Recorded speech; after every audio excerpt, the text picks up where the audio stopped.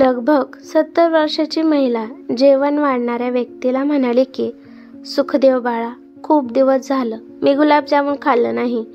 पुढच्या वेळेस तू येणार असेल तर सोबत नक्की घेऊन ये. सुखदेव हसत म्हणाला की, ठीक आहे आजी, नंतर आलो ना नक्कीच घेऊन येईल. पण फक्त एकच गुलाबजामुन खायचं, त्याच्यावरती एक पण कण खायचा नाही, नाहीतर तुम्हाला माझी शपथ आहे. कारण का डॉक्टरांनी तुम्हाला जास्त गोड खायला सांगितलं नाही.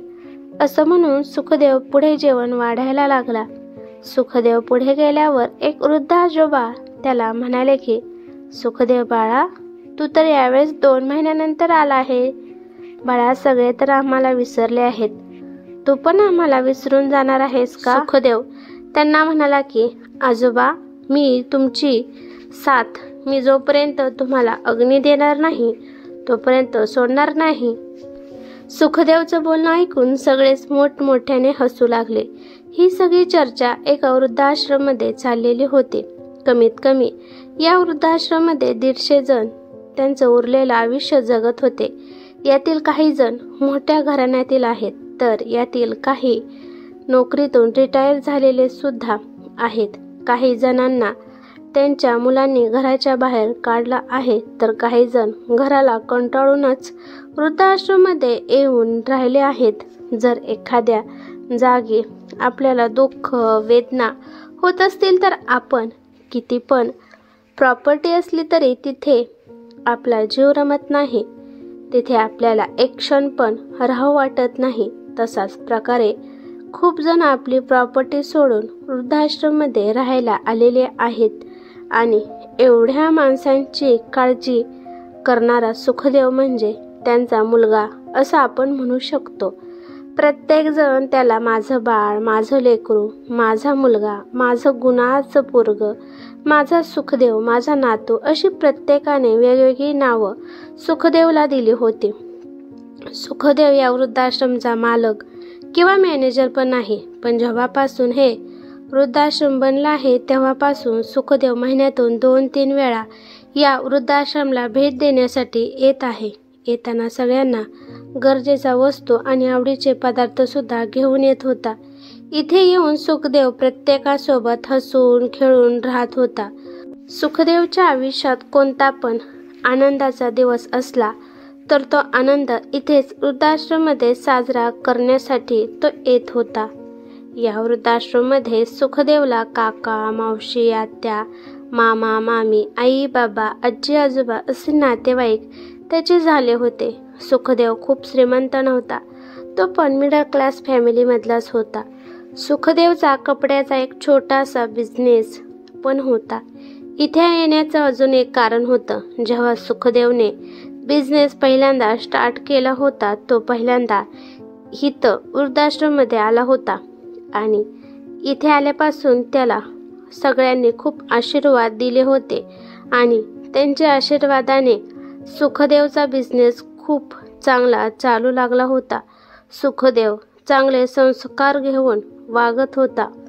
सुखदेवला माहीत होतं की निर्मळ मनाने केलेली सेवा म्हणजे ईश्वर सेवा असते. गेल्या 10 वर्षापासून सुखदेव या वृद्धाश्रमची सेवा करत आहे. फक्त सख्खाच मुलगा सख्खा नसतो, मानलेला मुलगा सुद्धा सख्यापेक्षा खूप काही करून दाखवत असतो. ह्या दिवाळीची एक गोष्ट आहे. त्या वृद्धाश्रममध्ये कृष्णा काका एक होते. 2 वर्षापूर्वी सुखदेवने त्यांच्यासाठी एक कुर्ता आणला होता. तोच कुर्ता घालण्यासाठी ते हट्ट करत होते, परंतु तो कुर्ता तर आता फाटला होता. पण आपल्याला तर माहीत आहे, बालपण आणि म्हातारपण यात काहीच फरक नसतो.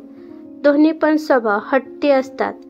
केअरटेकरने कृष्णा काकाबद्दल मॅनेजरला फोन करून सांगितलं आणि त्यांनी मॅनेजरला सांगितलं की काही पण करून कृष्णा काकांचं बोलणं सुखदेव सोबत करून द्या, कारण ते खूप हट्ट करत आहेत. मॅनेजरने सुखदेवला फोन लावला आणि त्याचं बोलणं कृष्णा काकासोबत करून दिलं आणि मॅनेजर सुखदेवला म्हणाले की सकाळपासून कृष्णा काकाने जेवण केलं नाही. त्यांनी एकच हट्ट धरून ठेवला आहे की त्यांना फक्त सुखदेवने आणलेलाच कुर्ता घालायचा आहे. सुखदेवने कृष्णा काकाला समजावून सांगितलं.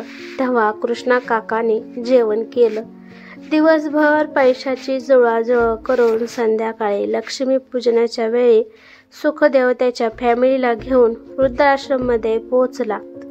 वृद्धाश्रमातील सगळ्यांनी जेव्हा सुखदेवला पाहिलं तेव्हा त्यांना खूप आनंद झाला. सगळ्यात पहिल्यांदा सुखदेव कृष्णा काकापाशी गेला आणि त्याने नवीन आणलेला कुर्ता कृष्णा काकापाशी दिला आणि तो त्यांना म्हणाला की आता हा कुर्ता घालून तुम्ही तयार व्हा.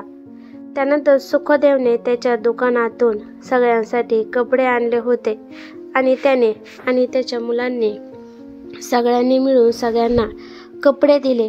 त्या बदल्यात सुखदेवला आणि त्याच्या मुलांना, बायकोला सगळ्यांनी खूप आशीर्वाद दिले. संध्याकाळच्या वेळी सगळ्यांसोबत जेवण केल्यावर सुखदेव संध्याकाळी परिवाराला घेऊन घरी आला. दिवाळीच्या 2 दिवसानंतर सुखदेवपाशी वृद्धाश्रमच्या मॅनेजरचा अजून एकदा फोन आला आणि मॅनेजर म्हणाले की कृष्णा काकाची तब्येत खूपच खराब झाली आहे. त्यांनी तुम्हाला लवकरात लवकर बोलावलं आहे. सुखदेव पण पटकन वृद्धाश्रममध्ये गेला. तिथे गेल्यावर सुखदेवला कळालं की कृष्णा काका आता काही मिनिटाचेच या जगाचे पाहुणे राहिले आहेत. कृष्णा काकाने सुखदेवच्या डोक्यावरून प्रेमाने हात फिरवला आणि त्यांनी त्यांची बॅग हाताच्या इशाऱ्याने घ्यायला सांगितले. सुखदेवने कृष्णा काकाची बॅग घेतली आणि त्याने खोलून पाहिले की त्यात एका रुमालात बांधलेले एक छोटंसं गाठोडं होतं आणि ते छोटंसं गाठोडं कृष्णा काकाने सुखदेवच्या खिशामध्ये टाकले आणि कृष्णा काका कायमचे हे जग सोडून निघून गेले. कृष्णा काका आपल्याला सोडून गेले म्हणून सुखदेव खूप रडू लागला. कृष्णा काकाच्या अंतिम दर्शनाला सुखदेवची फॅमिली पण आली होती. सुखदेवने स्वतःच्या हाताने कृष्णा काकाला अग्नी दिला. या सगळ्या गोंधळात सुखदेवने कृष्णा काकाने त्याच्या खिशामध्ये टाकलेले रुमालात बांधलेलं छोटंसं गाठोडं पाहिलं नाही.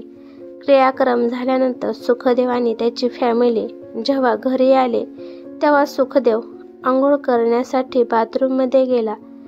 जेव्हा तो कपडे काढत होता तेव्हा रुमालात बांधलेले छोटंसं गाठोडं त्याच्या खिशातून खाली पडलं. तेव्हा सुखदेवला आठवलं की हे तर कृष्णा काकाने माझ्या खिशामध्ये टाकलेलं गाठोडं आहे. सुखदेवने ते गाठोडं खोलले आणि तो मोठमोठ्याने रडू लागला. सुखदेवच्या रडण्याचा आवाज ऐकून त्याची बायको आणि त्याची मुले पण तिथे आले.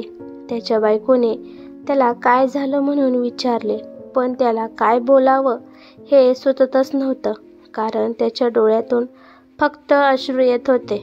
अश्रू त्याला बोलूनच देत नव्हते. त्यानंतर त्याच्या बायकोने त्याच्या हातातील ते गाठोडे घेतले. त्याच्या बायकोने पाहिलं की त्या रुमालामध्ये 10, 20, 50, 100च्या भरपूर नोटा होत्या. त्याच्या बायकोने ते सगळे पैसे मोजले. ते सगळे पैसे 5,000 रुपये होते. कृष्णा काकाने जायच्या वेळेस त्यांच्या या पैशाचा वारीस सुखदेवला बनवलं होतं.